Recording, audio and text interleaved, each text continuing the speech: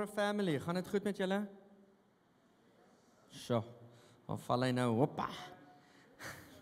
Val die bys. Ek hoop regtig dat dit goed gaan met julle. Welkom hierso. Dit is my voorreg om weer eens net vanoggend ons te kan lei in die woord en ja, ek wil sommer die geleentheid gebruik om direk in te spring. Laaste keer dat ons dit net gaan aankondig. Julle is meer as welkom. Jesusie Allah. Laat val die water ook sommer maar. Julle is meer as welkom om ons te volg op die YouVersion Bible app onder events. So as jy jou app oop het, onder is 'n bar wat 'n klomp goedjies, Bible, You, Home, nog ietsie. En dan is daar 3 streepies of 3 kolletjies, dan staan daar More. En dan as jy op die Engelse vertaling is, dan gaan jy na events toe. Ek het nou die dag op iemand se die Afrikaanse Bybel gaan, maar ek kan nou nie onthou wat sê hy daarso nie. Maar dan gaan jy events toe, dan daarso sal jy dan ons Kerk Presence Church se event wat ek opgelaai het vind. En dan kan jy ook so dan die skrif saam met my volg en van die notas wat ek met julle deel. Ek wil jou nooi om saam met my jou Bybel oop te maak, Matteus 16. Natuurlik is dit soveel lekkerder as jy jou woord in jou hand het, jou Bybel hierso het. Ons is dankbaar vir tegnologie, ons kan dit gebruik, maar dit is lekkerder as jy jou woord hierso het. So Matteus 16 vanaf vers 21 tot 27 wil ek vir ons lees. Van toe af het Jesus begin om sy disippels te toon dat hy na Jerusalem toe moet gaan en veel van die ouderlinge en owerpriesters en skrifgeleerdes moes ly en gedood en op die 3de dag opgewek word. Toe neem Petrus hom op sy en begin hom bestraf deur te sê, mag God dit verhoed. Here, dit sal U nooit oorkom nie. Maar hy het omgedraai en vir Petrus gesê, gaan weg van my af, Satan. Jy is vir my 'n struikelblok, omdat jy nie die dinge van God bedink nie, maar die dinge van mens. Vers 24, en toe sê Jesus vir die disippels, as iemand agter my aan wil kom, moet hy homself verloon en sy kruis opneem en my volg. Want elkeen wat sy lewe wil red, sal dit verloor. Maar elkeen wat sy lewe om my ontwil verloor, sal dit vind. Want wat baat dit 'n mens as hy sy hele wêreld win, maar aan sy siel skade ly? Of wat sal 'n mens gee as losprys vir sy siel? Vers 27, want die Seun van die mens staan gereed om met sy engele in die heerlikheid van sy Vader te kom, en dan sal hy elkeen vergeld volgens sy dade.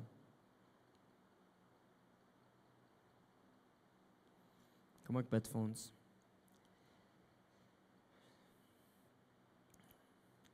Jesus, dankie dat U woord God geïnspireerd is.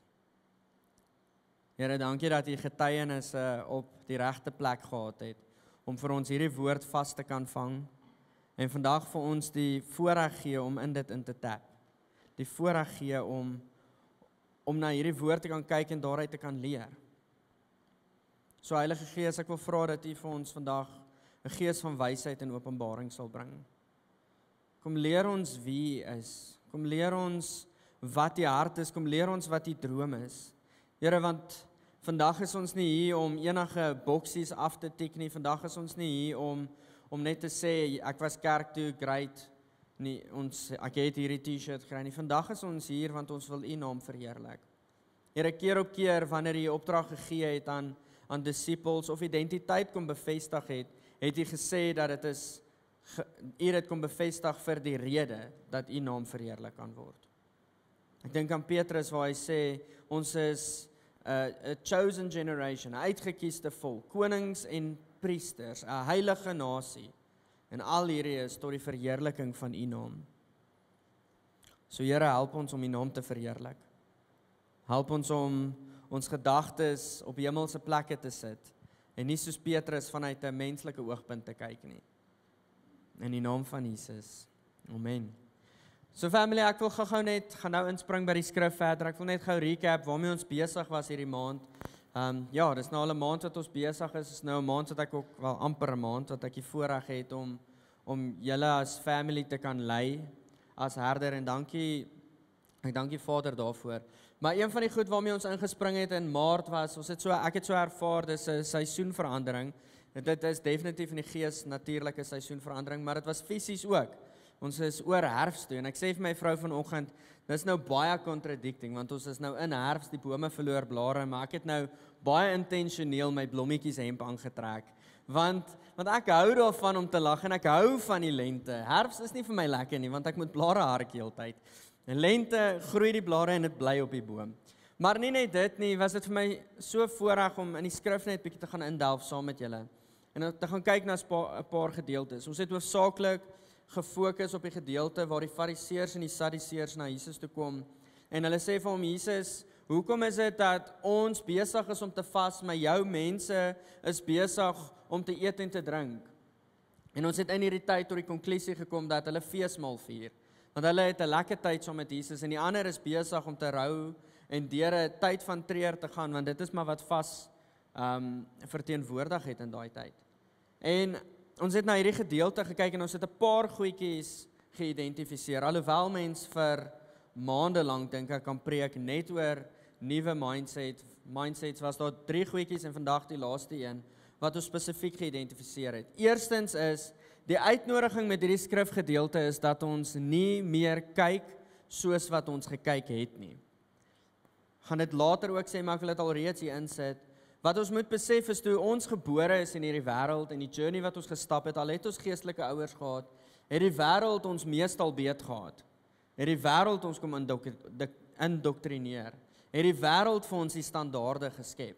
En as gevolg van dit het ek en jy 'n natuurlike dryf, 'n natuurlike, kom ons sê, default om goed te doen, want dis hoe ons gesê is om dit te doen. Dis hoe die wêreld vir ons dit kom sê het.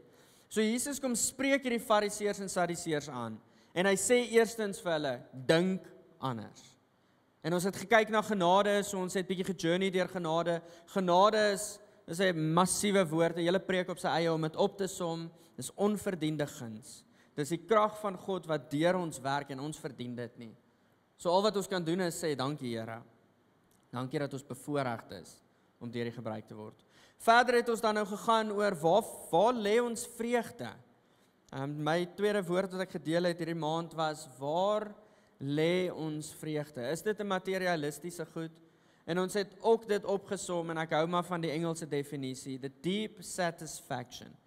Waar lê ons deep satisfaction? Is dit in Jesus of is dit in dit wat ons kan kry? Die Fariseërs en die Sadduseërs in daai selfde storie kom na Jesus toe. Hulle sien iets wat die ander mense het en hulle wil dit, kom ons sê, koop. Hulle wil dit ook hê op 'n maklike manier. En dan verlede week het Enrico vir ons bietjie gedeel rondom gebed. 'n Ou manier van dink, gebed, hier's my lysies. Here, doen net hierdie goedjies vir ons asseblief. Maar die nuwe deel met ons kom deel, 'n nuwe manier van dink en dit was om te bid vanaf 'n posisie van seunskap. Om te weet dat ons word onder ons Vader, ons loop onder die leierskap en die leiding van ons Vader, die goeie Vader. So wat ek vandag met jou wil deel is, kom ek pause net eers. Ek het so vir die bidders gevra dat hulle regtig intree vir vandag, want ek besef vandag se woord kan aanstoot bring. Kan ek jou sommer van die staanspoor af vra om jou hart te bewaar vandag? As jy my nog nie ken nie, asseblief reik uit na my toe, drink koffie. Ek dink ek is eintlik nie te bad nie. Ek is 'n liefdevolle persoon, sou ek myself opsom om Here. Is ek nie, dalk vra ek verkeerde ou. My hart is so liefde. My hart is om jou hoor te roep, want Vader roep jou hoor. Jesus roep jou hoor. So as daar iets vir jou uitgewys word en dit maak dalk, ek weet nou nie, vra die Heilige Gees om jou te wys. Maar kom ons vat dit met joy, kom ons vat dit in deep satisfaction dat Jesus het 'n plan vir ons en hy wil ons dieper vat. So vandag se tema is losing to gain, verloor om te wen. En ek dink baie van julle kan al reeds seker 'n hele preek as julle nou gesout is opmaak. Maar kom ons begin. Ek wil begin met sommer net so 'n deeltjie van my. So 4-5 jaar terug het ek en my vrou ek het as jeugleier 5-6 jaar terug as jeugleier by die kerk gewerk. My vrou het net begin as worship leader en ek onthou hoe ons 'n tyd deurgegaan het waar hierdie skrif so groot realiteit vir my was. Want ons het 'n hele paar ure ekstra gewerk as wat ons gehoop het om te werk. Ons het in daai tyd gevoel, nee, yes, ons word misbruik en hier is teen niemand gerig hier, dis net ons bad planning en daar was so baie wat moes gebeur. Maar ons het met goed in ons hart begin rondloop want ons familie het tweede gekom en familie praat ek nie van my gesin nie. Ons het nie by ons ouers uitgekom nie en dan as daar soos een aand oop is, dan moet ons nou kies, wil ons hom hê vir ons, want toe is ons nog lekker jong getroud. En ons het nie kinders gehad nie, of wil ons vir ouma 1 of ouma 2, waar wil ons gaan kuier?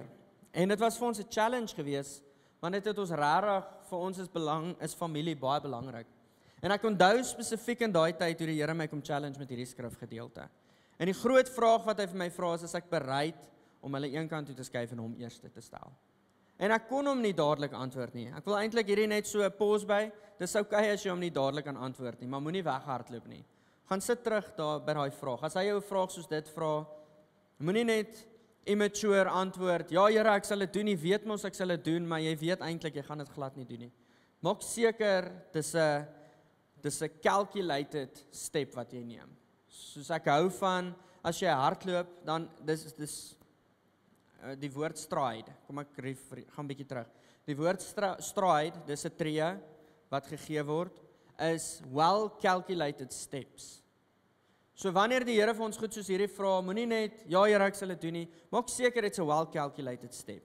Ek het ja gesê, so weet waarvoor sê jy ja. So ek en my vrou het teruggegaan en ons het op hierdie skrif gaan mediteer, want hierdie is waartoe die Here ons roep, dis die waarheid. So of ons nou wil of nie, ultimately moet ons daarso opeindig, maar hy's so gentle Vader en hy kom lei ons in dit in. Hoor my uit, vandag sê ek nie jy moet jou familie afskryf nie. Dis nie wat ek sê nie. Party sal dit dalk joyfully doen. Moenie dit doen nie. Dis nie wat ek sê nie. Maar die ding waartoe ek jou uitnooi is, maak seker hy is eerste. Maak seker hy is die hoofprioriteit. So kom ons kyk na die konteks van hierdie skrifgedeelte. Jesus kom en hy spreek 'n hele paar goedjies aan hierso. Ons sien in vers 1 net van hoofstuk 16 sien ons vanaf vers 1 kom waarsku hy die disippels. Hy sê pas op vir die suurdeeg van die Fariseërs en die Sadduseërs. En dis nie waaroor ek wil praat vandag nie. In kort opgesom wat hy daar vir hulle kom sê is, wees versigtig vir die indoktrinasie van hulle wat hoogmoedig is. Wees versigtig dat hulle nie die standaard kom stel nie. Want die Sadduseërs en die Fariseërs het hulle manier van hom prys, maar dis die godsdienstige manier. Onthou julle die ou wynsakke? Wie is die wat Jesus kom vra het? Kom question het? Die Fariseërs en die Sadduseërs. Jesus kom weer en hy sê, wees versigtig vir hulle suurdeeg. As daar 'n stukkie van hulle inkom, is die hele brood daarmee heen. Moet nie toelaat dat 'n vals lering jou kom lei nie. Bly naby aan die woord. Verder aan gaan hy en hy vra vir hulle, maar wie sê die mense is ek? Ons ken daai gedeelte, wie sê die mense is ek? En hulle sê jy's Johannes of Elia of Jeremia of een van die profete. En hy vra sy disippels direk, hy vra, wie sê julle is ek? En dis daai baie bekende gedeelte waar Petrus toe reageer en sê, Here, U is die seun van God. U is die Messias, die redder, die seun van God. En dis asof Jesus vir hom sê, mooi so, jy het dit. Op hierdie openbaring sal die kerk gebou word. Op hierdie rots sê die woord. En ons het, dis ook 'n preek op sy eie, maar om dit op te som, op hierdie openbaring dat hy die seun van God is, die redder is die seun van God, sal die kerk gebou word. Hallo my buddy. Op hierdie openbaring sal die kerk gebou word. So vanuit hierdie uit vloei ons nou na hierdie gedeelte toe, in hoofstuk 8 vers 21 tot 27. Ons vloei nou na hierdie gedeelte toe. Ons het nou net vir Petrus gesien wat hierdie openbaring kry het. Jy is die seun van God. En verder aan gaan ons dan na vers 21 toe. Ek was besig, hè? Moet ek opdaag? Ekskuus julle. Ag, dis lekker. En dan vanaf vers 21 af. Vanaf vers 21 af sien ons dan nou dat Jesus hulle begin waarsku. En hy sê vir hulle, okay, hierdie is wat voor lê. Hierdie was om en by 6 maande voor sy kruisiging gewees. So om en by 6 maande voor die tyd begin hy hulle nou voorberei. En hy sê vir hulle, okay, hierdie gaan nou gebeur. Ek was nou saam met julle vir hierdie tyd. Daar gaan 'n tyd kom wat ek doodgemaak word. Daar gaan 'n tyd kom wat ek weggeneem gaan word van julle af. En natuurlik kan ons so relate met dit. Ek dink as ons net die kortste of nou vinnig terugkyk na pastoor Jan wat weg is. Ons almal hierso kan sê ons was verskriklik lief vir hom. Ek is seker daarvan. Ek was baie lief vir hom. En dit was taaf dat hy moet gaan. Ons kon ook gereageer het soos Petrus. En vir hom gesê, jy mis die merk. Maar die realiteit is, die Vader het gespreek. Net soos wat die Vader met Jesus gespreek het hierso. En hy het hulle ingelig, daar kom 'n tyd. En Petrus, die man wat nou net hierdie openbaring ontvang het, hy loop nou nog lekker breëbors rond, want soos hy het nou net 'n kompliment gekry, hy het 'n vraag reg gehad in die eksamen wat die ander verkeerd gehad het. En hy sê, nee Here, jy mis die merk. Die Here sal nie dit toelaat nie. God sal dit nie toelaat dat jy weggeneem word van ons af nie. En dan sien ons Jesus rebuke hom. Hy sê vir hom, gaan weg van my af, Satan. Gaan weg van my af. En die eerste punt wat ek besef ons 'n nuwe wynsak nodig het, 'n nuwe manier van dink nodig het, is die volgende. God se plan lyk baie keer anders as ons sinne. Het julle hom? Punt nommer 1. Waar het ons 'n nuwe mindset, nou doen ek dit alweer. Wineskin, mindset nodig. Dit is, God se plan lyk nie altyd soos ons plan nie. En hierdie het ons nodig om bietjie stil te staan by, bietjie te pause by, want hoeveel keer het ons nie onsself al daar bevind nie? Ek gaan nie vra dat jy hande opsteek nie, want ek glo ons almal het. Hoeveel keer het ons nie al gesê, Here, met die vaste vol oortuiging, gehoor dat, Here, hierdie is wat U sê, hierdie is U plan. En dan, wanneer dit uitspeel, dan sê ek soos, joh, Here, hierdie was nou heeltemal weg soos wat, weg van my prentjie af, van hoe ek dit beplan het. Jy sien, Petrus dink met sy menslike verstand hierso. Petrus dink met die godsdienstige manier van dink. My en jou, default.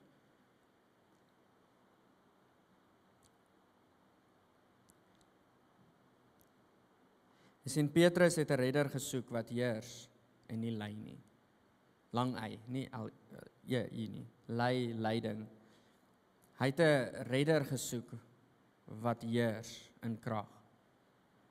Maar die nuwe mindset, die nuwe ding wat Jesus op die tafel sit, is dat sy weë is soveel groter as ons weë. Ons dink aan daai gedeelte in Jesaja 55 vers 8 tot 9, waar hy sê, God se manier is soveel groter as ons sinne. Hy dink nie dieselfde as wat ons dink nie. So hoe pas ek en jy nou hierdie toe? Ek besef ek gee nou vir julle punte en ek besef ook, ons het nodig om 'n nuwe manier van dink te kry. So hoe pas ons dit toe? Ek wil die volgende met jou deel, en hierdie mag dalk hard wees, en dan mag dalk mense met my kom praat na die tyd, asseblief doen. Maar die vyand kom baie keer en hy sê vir ons dat die gemak rondom ons is God se wil. Maar ongelukkig is dit nie altyd ooreenstemmend met die woord nie. Ek het bietjie gaan kyk in hierdie week se voorbereiding. Dit wil honestly vir my lyk dat die meeste van die kere wanneer mense in God se wil geloop het, was daar suffering gewees. So weer eens, kom ons gaan kyk na daai stride, die definisie van stride. Well calculated step. So as jy my wil volg, moet jy seker maak dat jou tree is well calculated. Want ek dink baie keer, en ek sê nie daarmee daar's niks joy in Jesus nie, ek sê nie daar's nie voorspoed in Jesus nie. Die woord sê vir ons, en daar is beloftes wat vir ons voorspoed beloof. Maar die mat kan nie onder ons uitgeruk word wanneer suffering kom nie. Het jy geweet die most searched question, Christian question op Google, volgens Bruce Miller? Hy het dit in 'n boek geskryf toe hy navorsing gedoen het. Die vraag nommer 1 wat die meeste gegoogel word, Christian-wise, is: hoekom laat God lyding en boosheid toe? So die kans is baie groot dat 60 tot 80% van ons hierso Ek dink inteendeel 100% van ons al die vrae gevra het. Hierdie is wêreldwyd statistieke. So selfs uit moslemlande uit. Is dit religious wise een van die top vrae wat gevra is. Hoekom laat God suffering toe? Yes, and honestly, ek dink ons almal het sulke deeltjies van antwoorde. En selfs ek ook, want eendag wanneer ons voor hom staan, kan ons vir hom sê, Here, U het hierdie mag gehad. U het hierdie kapasiteit van krag gehad. Hoekom het hierdie gebeur? Maar daar's 3 goed wat ek wel met jou kan deel vandag. En jy kan dit huis neerskryf en huis toe vat. Die oomblik wanneer jy deur suffering gaan, is daar 'n paar goedjies waarop jy kan fokus, net om jou mindset reg te kry. Eerstens is, ons het nodig om te weet daar's 'n vrye wil. As ons nie vrywilliglik Jesus kies nie, beteken dit iemand het ons geforseer, of ons kan dan ultimately sê hy het ons geforseer. Kom ons kyk net gou na die menslike definisie. Wie van julle hier is in 'n verhouding want julle is geforseer? Alraai, wil jy daarom, dis nie 'n forseer nie. Sien, ons almal het 'n vrywillige keuse om iemand, as jy nou verhouding kyk, om verlief te wees op iemand.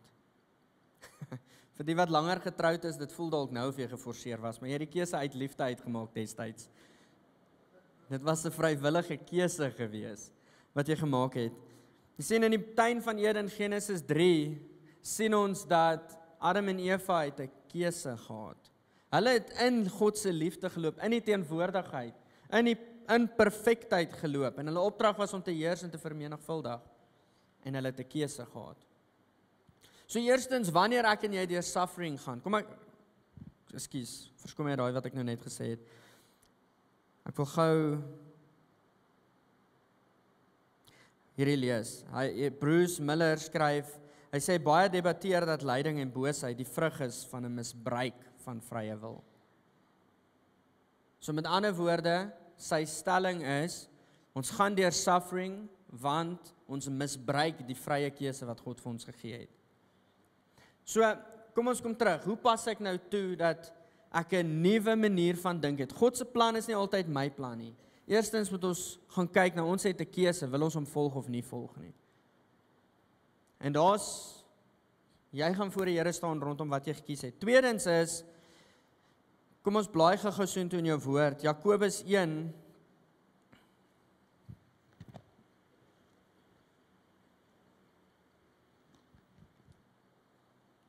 Jakobus 1 vers 2 tot 4.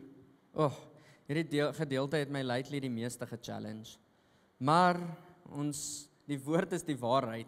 So of my liggaam of my vlees en my wil tot dit gaan of nie, hy moet nou maar net. Jakobus 1 vers 2 tot 4. Ag dit loutere vreugde, my broers, wanneer julle deur allerhande versoekings kom of val. Omdat julle weet dat die beproewing van julle geloof lydsaamheid bewerk. Maar die lydsaamheid moet tot volle verwerkliking kom, sodat julle volmaak en sonder gebrek kan wees en in niks kortkom nie. En as iemand van julle wysheid kortkom, laat hom dit van God vra, wat aan almal eenvoudig gee sonder om te verwyd. En dit sal aan hom gegee word. As ek hierdie skrif lees, die New King James sê, count it all joy. Dis tough, but count it all joy. So tweedens is, wanneer ons deur suffering gaan, moet ons besef, daar's geestelike groei wat plaasvind. Maar hierdie geestelike groei is subjected tot, kies ek om hom te volg in die suffering, of kies ek om nie om te volg nie. Want as ek hom nie volg nie, groei ek geestelik in verkeerde rigting. Maar as ek hom volg, groei ek geestelik en ek kom op 'n plek soos wat hy hierso sê, volmaak en sonder gebrek. Paulus skryf in Efesiërs 1, ek dink is vers 8 wat hy sê, hy het ons geroep om sy seuns te wees, heilig en sonder vlek in liefde. Ons is geroep om heilig te leef. So ek en jy het nodig om in suffering tye te wys dat ons set apart is. Derdens is, ons moet besef ons leef in 'n vervalle wêreld.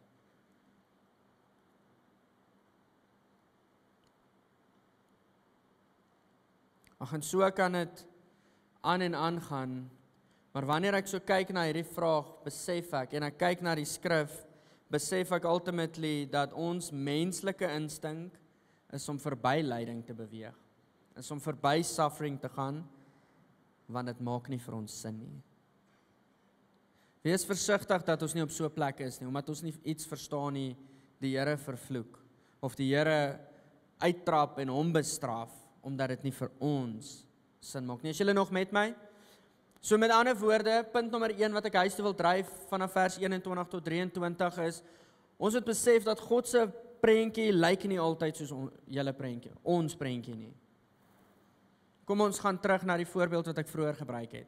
Ek weet daar was sommiges wat nie happy daarmee was dat ek oorgevat het nie. Hulle het 'n ander ou, 'n langer ou met meer muscles geimagine. Nou kry hulle 'n kort ou. Dit is maar 'n simpel voorbeeld, maar ek weet baie keer simpel voorbeelde help dit om dit huis toe te dryf. God se plan is nie altyd ons plan nie. Tweede punt wat ek wil by stil staan is vers 24. Toe sê Jesus vir sy disippels, as iemand agter my aan wil kom, moet hy homself verloon, sy kruis opneem en my volg. Sien, hier is die tweede well-calculated step.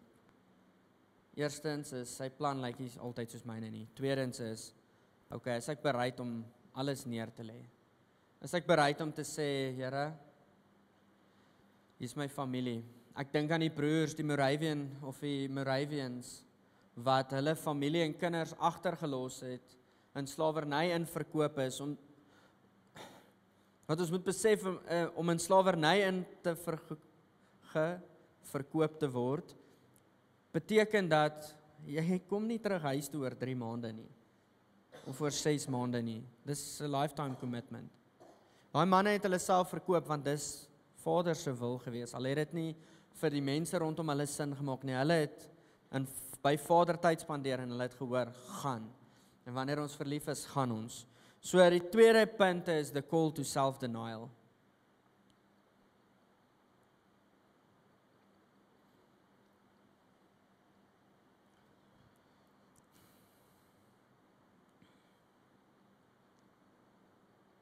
En hierso wil ek stil staan by 'n gedeelte wat die slim mense geïdentifiseer het as consumer Christianity. Ons, almal wat hierso sit, is consumers. Ons is consumers van produkte, van TV-stories, ons is consumers van data, van inligting, ons neem in. En as gevolg van die feit dat data en inligting en al die goed so maklik bekombaar is deesdae, word ons baie maklik geïndoktrineer deur dit. En ek wil hierso spesifiek stil staan by die wêreld waarin ons geplaas is, wat ons geïndoktrineer het. Wat het hierdie wêreld of hierdie indoktrinasie ons kom leer? So hierdie is tipe vrae wat consumers vra, en julle gaan nou verstaan hoekom ek hierdie deeltjie deel. Hierdie is die vrae wat consumers vra. Eerstens is hulle vra, wat's in hierdie deal vir my? Tweedens vra hulle, is hierdie produk reg vir my? Ons almal het al hierdie vrae gevra, want ons is in hierdie wêreld. Ons het, daar's 6 seepoeiers op die rak. Ons het nodig om een te kies. So wat se produk is reg vir my? Het ek ek ken nou nie seepoeiers, ek weet nie hoekom ek seepoeiers toe gegaan nie. Maar het ek 'n outomatiese masjien of hierdie masjien of daai masjien of het ek die balletjies wat self oplos nodig? Ons het nodig om te koel. Is hierdie produk reg vir my? Nog 'n baie groot vraag is dit maklik? Is dit vinnig? En dan shockingly, een van die top searched questions is, wat is die operating hours? Want dit is gemaklik vir ons om dan te gaan. So kom ons vat hierdie gou terug nader na 'n kerk toe. En hier is alles vrae wat ek al by 'n kerk gehoor het. What's in the deal for me? Hoekom moet ek kerk toe kom? Wat kry ek daar uit? Of ek sal gaan wanneer dit gemaklik is vir my.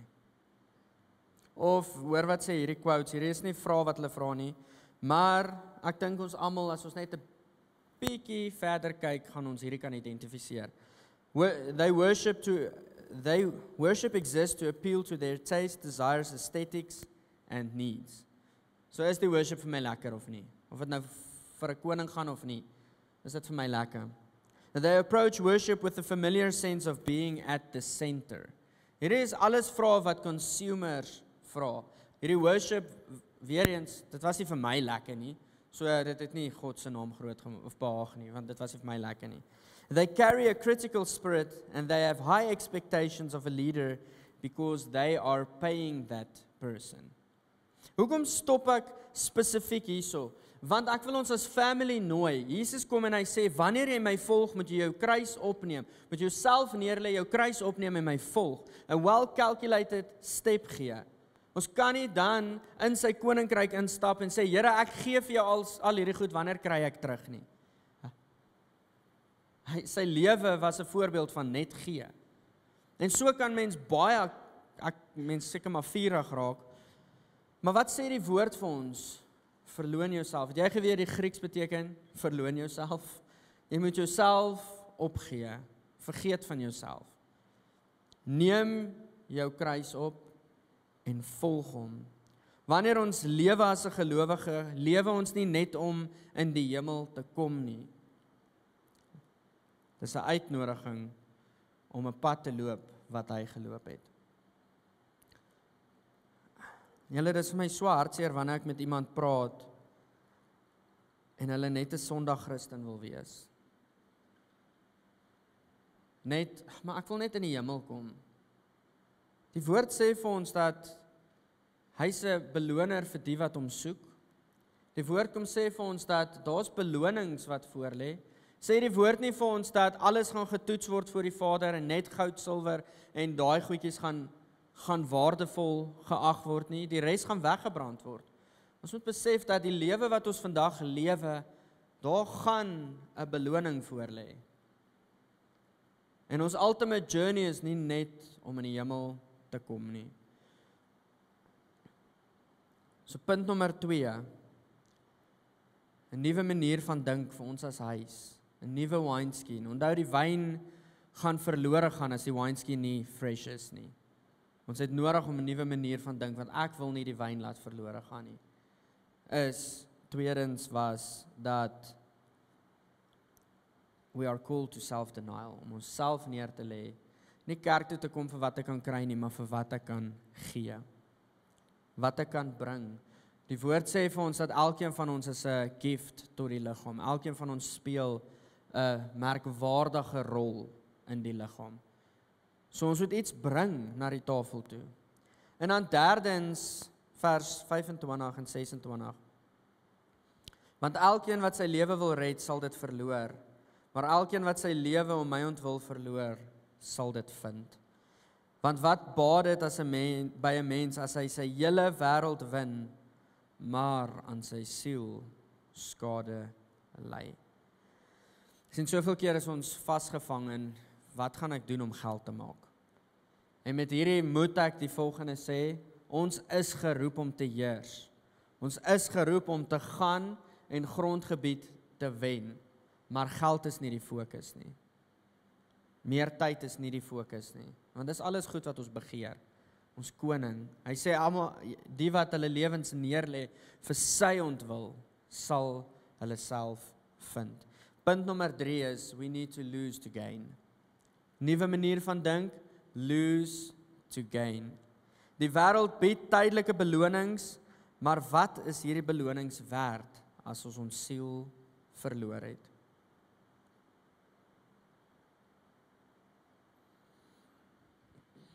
So ek sluit af, wil die volgende saam met julle lees. Die Fariseërs en die disippels kom en vra vir Jesus, hoekom het sy disippels vreugde, maar ons treur?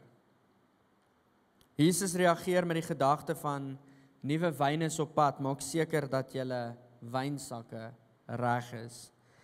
Leef en dink so, dat die wyn nie verlore kan gaan nie, sal gaan nie. So wat sê 'n ou wynsak? Wat doen 'n ou manier van dink? Ek gee, wanneer gaan ek nou kry? Ek bid, wanneer sien jy my raak, Here? Ek volg, wanneer gaan ons nou arriveer? Ek is nou moeg gevolg.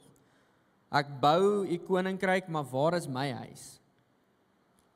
Ek het nou geserve, wanneer word ek 'n bietjie geserve? Julle en weer eens, hierdie is die gedeelte waar ek gesê het, Dom, offense kan wees. Net jy kan eerlik voor die Vader staan en hierdie tipe vrae antwoord. En dan wanneer jy voel, jy neig na hierdie toe en jy sê, Here, ek sukkel bietjie met dit, hy's 'n goeie Vader, gaan na hom toe. Soos wat ons in Jakobus 1 vers 5 gelees het. Gaan na hom toe en vra vir wysheid.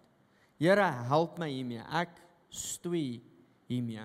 So wat sê 'n nuwe wynsak uit hierdie paar preke wat ons gepreek het? 'n Nuwe wynsak sê volg vir Jesus. 'n Nuwe manier van dink. Wees deel. Want onthou, soos wat ek gesê het 2 weke terug, die disippels wat geëet het en gedrink het, het saam met Jesus geloop. Wees deel. Dit is lekkerder om te gee as om te ontvang. En fokus op dit wat ewigheidswaarde het. So hierso is dan nou my call to action, my challenge vir ons as 'n familie. Ons moet besef dat kerk is nie 'n kompetisie nie. Kerk is om lewe te doen saam met Jesus, van hier af geëkoop te word en uit te gaan en die wêreld te gaan vertel wie hy is. So hier is my challenge dan nou. Don't wait to be served, consider yourself a partner. En ek wil jou challenge hierdie week. Gaan sit by die Here en vra vir hom, waar moet jy serve, waar moet jy terugsit? Om kameras te doen is nie almal se werk nie, maar miskien is dit jou werk. Don't wait to be served, consider yourself a partner. En dan wil ek jou uitnooi om betrokke te raak. Die oomblik wanneer mens betrokke raak, voel mens deel. En dan raak dit vir jou lekker. Moenie net 'n Sondag gelowige wees nie, julle. En hierdie sê ek nie omdat ons volonteërs nodig het nie. Ek dink ons huidige volonteërs sal dit love as daar nog meer volonteërs is. Maar daar's iets wat gebeur in ons harte wanneer ons deel is. Kyk bietjie na ons young adults. Hulle is eisters. Want hulle is deel. Julle is vandag hierso, dis amazing, julle is deel. Maar ek wil jou nooi, raak deel van serving. Dien sy huis. Amen.